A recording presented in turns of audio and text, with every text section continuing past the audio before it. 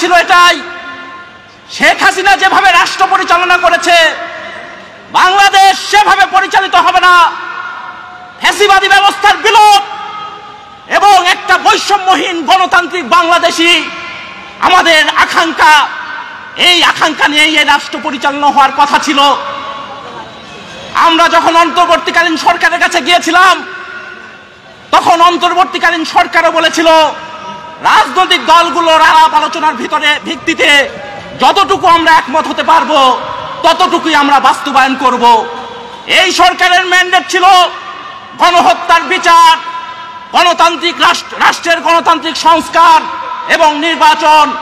অথচ আমরা দেখছি 10 মাস পেরিয়ে গেলেও এই সরকারের যে 3টা ম্যান্ডেট গণহত্যার বিচার সহ এই কার্যক্রম করে নাই, বরং এমন এমন কার্যক্রম করছে এই সরকার যেটার এখতিয়ার এই সরকারের নয়। আর রাজনৈতিক দলের পক্ষ থেকে আমরা এই বিষয়গুলো নিয়ে প্রশ্ন করেও কোনো সদুত্তর পাই নাই। করিডোর দেওয়ার যখন আলোচনা আসলো তখন আমরা বলেছিলাম এটাতে দেশের সার্বভৌমত্ব নিরাপত্তা বিঘ্নিত হবে কিনা, অন্যান্য দেশের সাথে আমাদের সম্পর্ক কোনোভাবে খারাপ হবে কিনা, এই প্রশ্ন নিয়ে এই প্রশ্নের উত্তর দিন, শ্বেতপত্র প্রকাশ করুন। অথচ আপনারা দেখেছেন রাষ্ট্রের পক্ষ থেকে কোনো বক্তব্য তো দেওয়াই হয় নাই, বরং এক একজন এক এক কর্তা ব্যক্তি এক একটা বক্তব্য দিয়েছে। নিউ মেরিন টার্মিনাল যখন বিদেশি কোম্পানিকে ইজারা দেওয়ার আলোচনা আসলো আমরা বললাম যে আওয়ামী সরকারের ধারাবাহিকতায় এই চুক্তি কেন করা হচ্ছে? একটা লাভজনক প্রতিষ্ঠান, এই লাভজনক প্রতিষ্ঠান বিদেশিদেরকে দিলেই কি আমাদের দেশের উন্নয়ন হবে? বিদেশিদেরকে দেওয়াই মানেই তো উন্নয়ন নয়।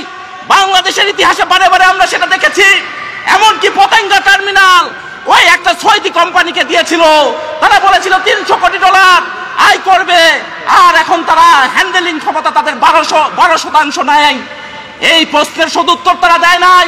ডিপি ওয়ার্ল্ড নিয়ে আমরা প্রশ্ন করেছিলাম যে জিবুতি সরকারের সাথে সে যে প্রক্রিয়ায় চুক্তি করেছিল এবং চুক্তি লঙ্ঘন করে জিবুতি সরকারকে $533 মিলিয়ন জরিমানা দিতে বাধ্য করেছিল, তাহলে এই কোন ধরনের টেন্ডার ছাড়া একটা অস্বচ্ছ প্রক্রিয়ায় কেন চুক্তি করা হচ্ছে?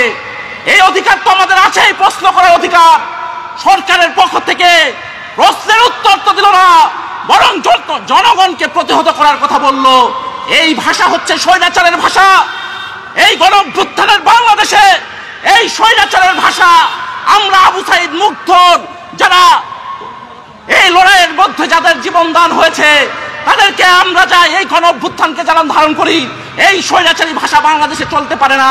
ফলে আমরা এই সমাবেশ থেকে এই রোড মার্চ থেকে এই কথাই বলতে চাই, সরকারের যেটা এখতিয়ার নেই, নিউ মেরিন টার্মিনাল বন্দর ইজারা দেওয়া যাবে না।